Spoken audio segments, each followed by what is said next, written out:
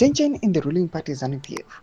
Tona kuti avo panapa vakomana mawo veteran vobuda pachokwadi vachiti ngakufiwe kana kuchifiwa ngakufiwe. War veterans telling the youths who were sent to disrupt their press. Sana pana mashoko buda panapa tiona kuti war veteran wovavhokawo vachibuda pachina vachiti aiwa kana tichifa ngakufiwe nekuda kwekuti aiwa vakomana ava vachizojamuka manje. Sana pana mashoko amudanjirwa panapa vana vakomana vari kufambira nawo idzi pazviitiko zvakaitika muzvara nezuro pakudisruptiwa kwavo their press anoti vasubscribe walike what on the bell icon.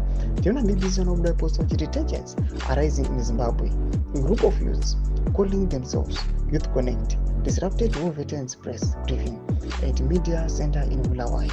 Tienda mbiri panapa mudanjira achiti fighting battle in ZANU-PF turn violent. Those who are against the 2030 are being handed and beaten. In the video below is a ZANU-PF member who is being assaulted by the people he said they were sent by Deputy Minister Baraza. The guy was beaten just because he's supporting Chiwenga. Ndomba shikaribuda panapa atirikuona kuti aiwa vakomana their pressa aiwa ichiuya ichidisruptiwa panapa zvinyazi kubuda pachena kuti aiwa these guys are with the regime they are fearing. Anyone akuya panapa achiita under 2030 panapa zvimapresa zvingangoda kungoitwa panguva ino. Tiona kuti we are now heading to the end of the month kwamuri kuona kuti maprotest akaplaniwa aiwa vakomana vakutochera kuti vangona kuplana seizvo. Toenda mberi panapa muzimu anobuda achiti temper flay in Bulawayo is suspected. Mnangagwa youths and police officers disrupt war veterans press conference.